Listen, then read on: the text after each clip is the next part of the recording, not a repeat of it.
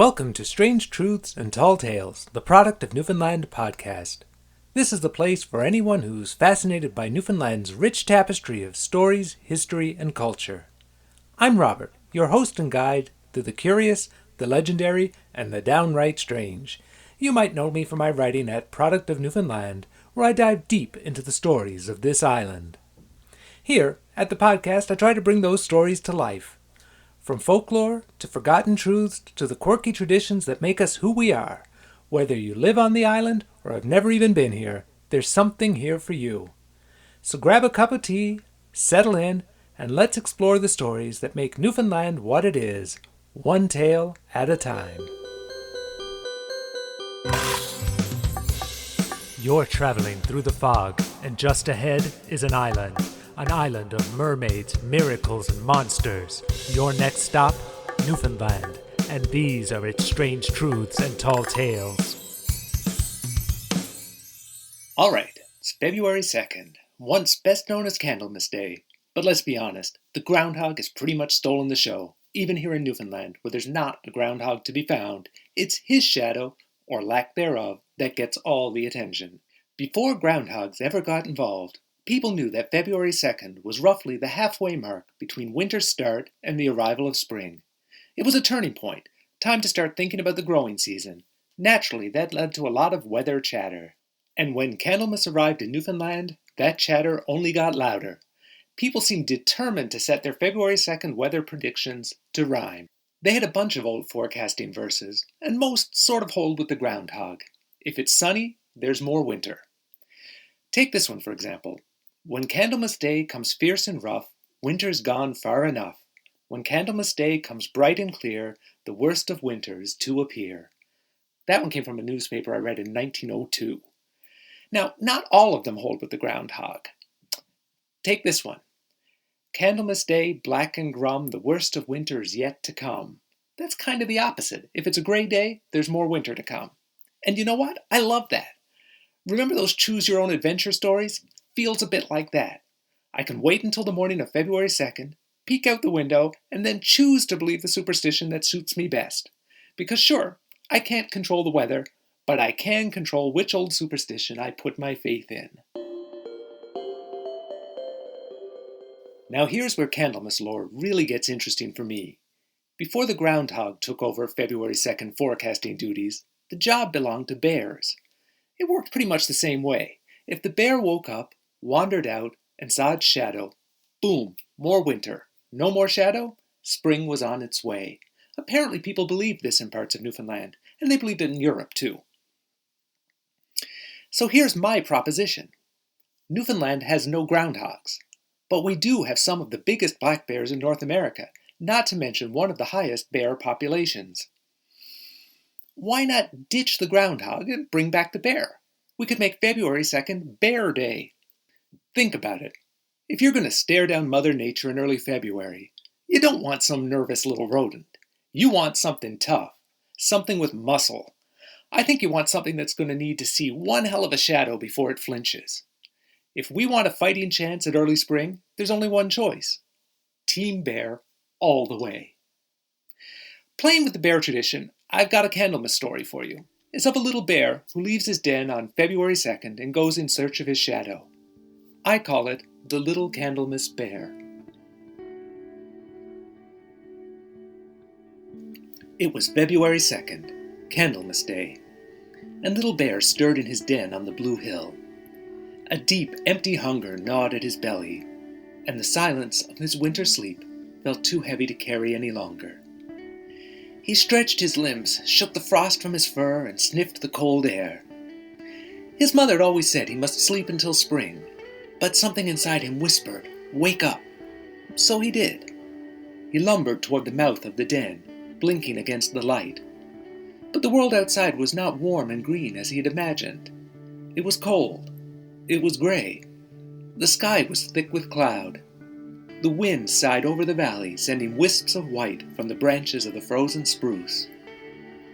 Little Bear frowned. This did not look like spring. He tried to remember the rhyme. If your shadow you do see, 6 more weeks of frost there'll be. If it's gone and out of view, then warmer days are coming through. He turned this way and that, lifting his great paws, searching the ground. No shadow. His heart leapt. No shadow meant no more winter, no more waiting. Spring was here. But as he wandered down the blue hill and into the quiet cove below, the world did not feel like spring at all. The sea was dark and restless, the sky was heavy with snow, and the wind had an icy bite.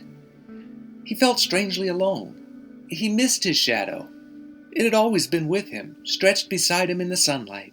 It flickered and danced when he played, and curled close as the days grew dim. Without it, he felt smaller somehow, as if a piece of himself were missing. Was it lost somewhere in the snow? Had it wandered off without him? The thought made his chest feel hollow. "I must find it," Little Bear murmured, setting his paws firmly in the snow. "I can't welcome spring without my shadow." So Little Bear pressed on, searching for the shadow he had somehow lost.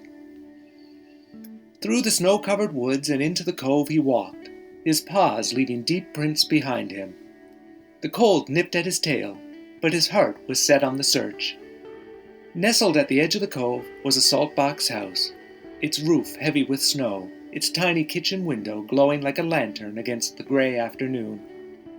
Smoke curled from the chimney, and from inside came a soft humming. Little Bear nudged the door, and it creaked open. Inside, sitting at a table, was Grandmother. She was humming a beautiful melody. A pot of fish stew bubbled on the stove, filling the air with warmth. It smelled so good, and Little Bear was so hungry, but he had no time for stew, not until his shadow was back beside him. Grandmother, though her eyes widened, did not move. Little Bear did not growl, and he did not bare his teeth. He just sniffed, peering around the warm little room. He checked the floorboards, but his shadow was not there. He poked his nose into the space behind the wood stove. Not there either. He lifted the quilt of the nearest bed and peeked underneath. Still nothing. His shoulders slumped. "Where is it?" he murmured. "Where is my shadow?" Brave Grandmother, who had seen many winters and knew many things, could see the worry in his little face. She rose from her chair, stepped toward him, slow and steady, and placed a gentle hand on his thick fur. "Oh, my dear Little Bear," she said softly, "whatever is the matter?" "My shadow is gone," said the sad little cub. "I think I lost it." Grandmother immediately understood. "Don't be sad. Your shadow is not lost. It's only been borrowed." Little Bear blinked at her. "Borrowed?" Grandmother nodded, her voice as soft as the falling snow. "When the long sleep begins, Mother Winter gathers the shadows of all the sleeping creatures, and with her great icy needle she stitches them, piece by piece, into a starry quilt that stretches across the sky. Each shadow she takes makes the night longer, deeper, and more beautiful, wrapping the world in a peaceful darkness." She smiled, brushing her hand over Little Bear's thick fur. "Your shadow is not lost, my dear. It's playing among the stars, dancing with the northern lights, drifting between the constellations. When you look up at the winter sky, know that a piece of you is there, woven into the fabric of the long winter night." The fire crackled in the stove. "And when the time is right," Grandmother continued, "Mother Winter will unfasten the stitches, gently folding the night away. She will return the shadows to earth, setting them free to stretch beside their owners once more. When you wake to a golden morning and see your shadow walking with you again, you will know that spring has come at last." She squeezed his paw warmly. "So don't worry, Little Bear. Everything is as it should be. Sleep a little longer, and when the world is ready, the sun will call your shadow home." She smiled so gently that Little Bear couldn't help but feel better. "So the rhyme, if my shadow is gone," Little Bear's brow furrowed, "doesn't that mean winter is over?" Grandmother shook her head. "Not on this coast, my dear. Here the days are rough and grum. There's much more winter yet to come. Mother Winter's never ready to let go by February. You must return to your den and wait. When the season truly changes, you'll know." Little Bear sighed, because he didn't like waiting. But deep inside he felt the truth of her words. Grandmother looked at him kindly and ladled warm fish stew into a wooden bowl. "Before you go, Have some supper to fill your belly. There is still plenty of sleeping left to do. Little Bear lapped up the stew, its warmth spreading through him, easing the ache of hunger. Little Bear nuzzled her hand in thanks. Outside, the daylight had faded, and the first stars pricked through the clearing clouds. Little Bear looked up, wondering if his shadow were looking down on him. Grandmother wrapped a quilt over her shoulders and took a lantern from the hook by the door. Its flame flickered as she moved. "Come now, Little Bear, I will walk you home." Grandmother and Little Bear climbed the snowy hill, the lantern's glow swaying with each step. The wind softened, and in the moonlight the trees cast long shadows over the frozen ground. When they reached the den, Little Bear turned and looked at Grandmother one last time. The lantern's glow shimmered in her kind eyes, and above her the winter sky stretched dark and wide. She took the quilt from around her shoulders. "Take this," she said. "I made it myself and filled it with the softest wool I could find. It will keep you comfortable until spring." Little Bear curled in his den, wrapping himself in the quilt. It smelled of wood smoke and wool, and of kindness and of care. His belly was full, his heart no longer heavy.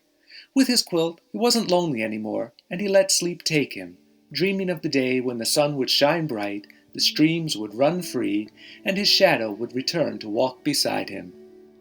And so it was that winter lingered, and Little Bear slept, and everything unfolded exactly as it was meant to be.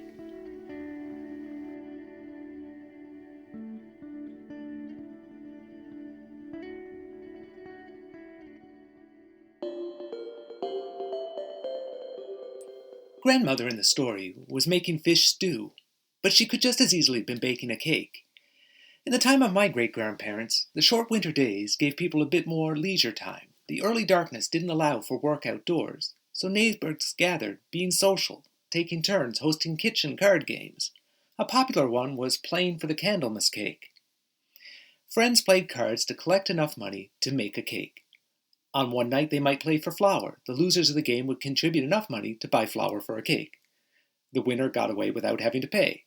During the next game, they might play for raisins, and one lucky person got away without having to pay for raisins. They continued a series of games until the ingredients for a cake had been collected. Then, on February 2nd, the cake was baked, and the group assembled for a party. In time, the cake vanished altogether, but the partying continued under the name Candlemas Cake. To the best of my knowledge, this tradition has pretty much vanished completely, which is a bit of a shame, because it sounds like fun, pleasant distraction in the middle of winter. Well, given that I don't have any Candlemas cake to share with you, that is the end of the episode. It's been a short one, but there are more on the way.